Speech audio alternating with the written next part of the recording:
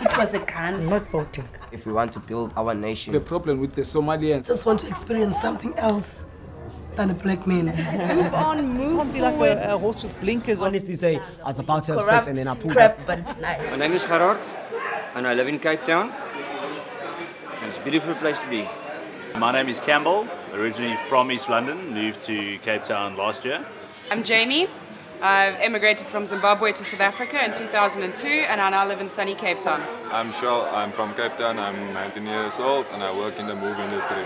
My name is Ruvan van den Berg, I live in Cape Town and lived here most of my life. Eugene van der Westhuizen, live in Stellenbosch, moved down here in 98. I feel that South Africa is like the Wild West. It's a land of opportunity. You can still come here, you can still start a business, you can still start up for yourself and make money, make a decent living. And quite frankly, I believe that every single person that is eligible should vote. I think it's very important. Everybody has to vote. But I don't really think it makes much bloody difference.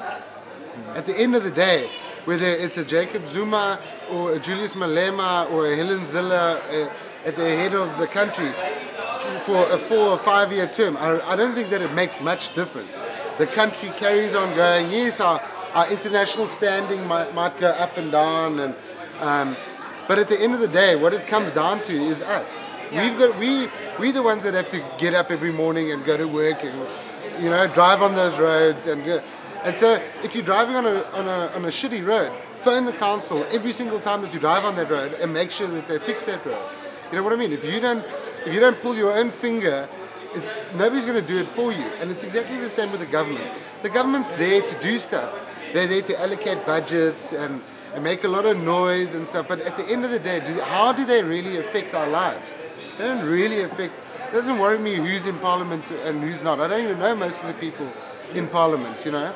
If I must vote, I will vote for the best for our country, for our rights, and for job opportunities. That's an important thing in South Africa. It's job opportunities. Job opportunities, yes, and more school classes for kids. So, then by reason, the party that you would vote for would be the one that's promised 8 million jobs in the next 4 years. Well, I don't know who I can trust anymore. Yeah. Because that person who stands there, I don't know you. I saw you just walk past me. Now you want to tell me that's type of shit. Excuse me. Sorry. Then as a first-time voter, how would you make that decision? I'll make a decision. I will just go with the flow and I will see what happens next. If something's not going to happen, who must I vote for? What must I do then? Then I just say, okay, go on. Just go mad in your own time. So then I will stand back. If everything just changed like this, no, thank you. Maybe check on the past of that specific party. Check how the promises they've been making in the past, what they've delivered on. The ones that's always bullshitting and like, we're gonna give you fridges and that kind of. It never materialized. Just like skip it out. Check the guys who's actually like delivering on the promises they've been making, like delivering services to the people, shit like that. Support those oaks. It's the ones who's actually working towards making a difference. I was really hoping that Holy Trinity trifecta was actually going to happen between Helen, Pat and Mampela. I mean, we would have had 3 incredibly powerful women from across the racial board, and we all know that women just pose the most important questions in life. And we know that we make the most important decisions in life. You know, one thing that Eugene mentioned about the fridge, this big joke that was on, basically. You know, if I'll be honest with you, what's wrong in South Africa is promises been made. Everyone wants to be boss, and those promises get broken. Okay? There's so many people, it doesn't matter what color he is, that is struggling. Look at the roads. It's evaporating. They spend money on stuff that doesn't matter. Look at the people around you. The way they're living. Raise it up. Then you won't have all this crap going on. And putting racism here and putting racism there. I mean, Easier said than done. I know, but start at one thing.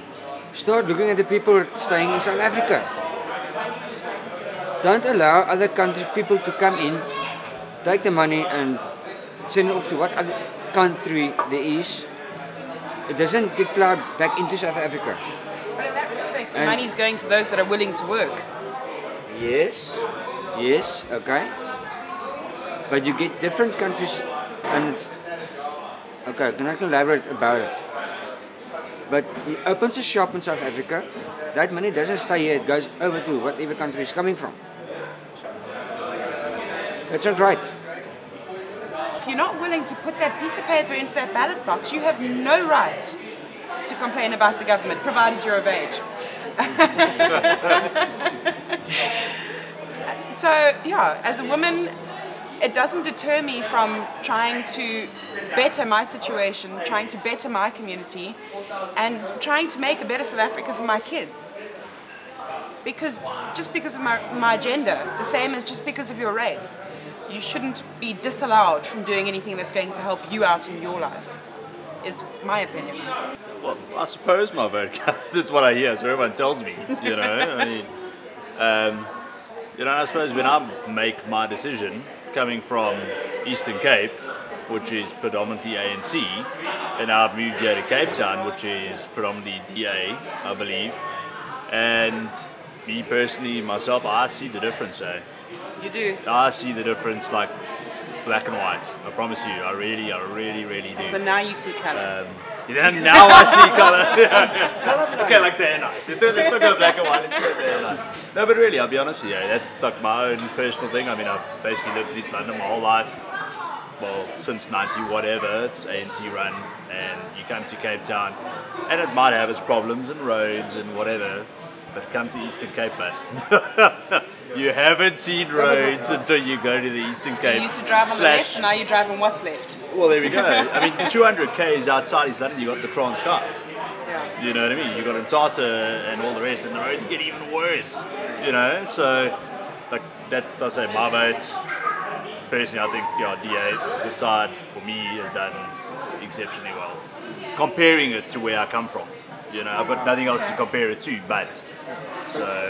Yeah, we're in a position in the Western Cape, obviously, because we've got experience now with the political party running it, and yes, it is the most successful province in the country, but it was always pretty successful. You know, it always had a lot going for it before. My boys, I've got two boys, fortunately. They're still quite young, but my eldest boykie has had a black girlfriend, and I mean look, I mean it's very innocent at that age and stuff, but wonderful. I mean, I don't see. Maybe it's different because I've had a couple of black girlfriends, so maybe that I'm the wrong person to ask that question. Your wife still braids her hair. No, my wife braids her hair, and I've got a Xhosa name, and so I don't know. You know, I use a mate of mine as an example. For instance, he is now just got married to a coloured lady, funny enough, from Cape Town. Their only son, she moved for him, and we always thought that it was his parents that had a problem with her being a coloured girl. I wasn't at the wedding, friends of mine were, and it actually turns out her parents had a problem with the fact that she was marrying a white guy. Oh wow. Everyone always thinks it's the other way around. Everyone always thinks it's I'll use the term the white people. They've got a problem with people of colour. You know what I mean? Previously disadvantaged individuals, whatever term you want to use. But in this scenario, it was like the total opposite. His parents loved her and, was happy as can be. And at the wedding, it was total turnaround, eh? They weren't happy whatsoever. That's the story I hear, you know what I mean? So it's not always, like I say, you always get that perception that it's what happens if they bring a black boyfriend home, but it's also what happens if they bring a white guy home or a white girl home or whatever. When I was in England and I had like a couple of Polish girlfriends, and I think the culture shock is actually sometimes a bit more of an issue than colour. Eh? Culture can really bugger you for business around it. Did you ever date a black man before? I went to my equivalent of a matric dance with a black guy. There's no And problem my about friends it. were absolutely horrified. But you must just, the first thing, you must choose your friends right. Yeah, there we go. Yeah. Acceptance. What your friends gonna think about it? And you get so many people that judge you if you have a colored or black friend. I mean, there was people coming by my home, friends of mine, colleagues, and there was a problem with it. So then I have to choose. Look, who's gonna be kept happy? I don't know. So then choices again comes in. But I'm not racist. It's almost like it's okay to interact with everybody outside your home. But I don't only talk about myself. There's very few friends of mine who have a rainbow table at a braai. And it's almost as though while you're happy interacting with everybody outside your home, it's almost still subconscious about who you're going to bring into your home. And I've actually never thought about it until today. But yeah, I mean, when was the last time you sat down at a braai with a black guy in your friend circle? I was going to say, besides a compulsory work braai, exactly. you know, it doesn't happen that often, eh? Funny enough, I think maybe back to my younger days, it happened like maybe a little bit more often. I mean, my matric farewell. Our after party weekend was myself, my best mate Greg, 2 white guys, and 4 of our coloured mates. Because they had free booze, yeah? No, they had parents that would let us drink a lot of booze. You know what I mean? So, but yeah, I mean, like I say, 2 white guys, 4 coloured guys. We had the best weekend ever. You know, we bribed, we drank. Okay, the parents there as a chaperone. But yeah, it was phenomenal. You know, okay, you lose touch with people or what have you. Nowadays, besides that, I can't remember the last time I had a braai or a social gathering with a person of colour that I've said, hey, come to my house for a braai, or let's go to dinner, or there's a group of us, or, you know, so... My kids have got coloured and black buddies, and so an easy way in for us is to meet the parents of those friends. And so, you know, if the kids are staying over and, you know, well, let's come over, pop in for a drink. And so you do get to know other people, but it also depends on the circles that you mix in. It depends on where you hang brings out. black kids home. Yeah, my youngest has only got black friends. I don't know, he's quite a racist. But then again, at the same time, they're from Angola and from Congo and from Ghana, and you know, there's a whole cross section. So, although I've spent a lot of time in the townships, a lot of time for work and pleasure, I still can't say that I've ever really developed lasting good friendships that'll last. You know, go and have a drink, just the 2 of us. I can't say that I've really developed that. I think we still stick to our cultural preferences, and that is people that you're easy to get on with. The last time I had a meal with a black man was at your house in Siseko, and we spent the entire evening speaking about the cultural barriers and the cross-pollination. Yeah. The entire conversation was dominated by, well, this is what you whiteys do, and well, this is what you black guys do. So to come back to the question that was asked to us about what your kids will think. I can't have kids, alright, so I can't talk with you guys. But imagine I would have kids. It comes to the decisions. I can't actually choose who they must be friends with or not. It's their choice. I had my life. So I think that also plays a role in this whole thing.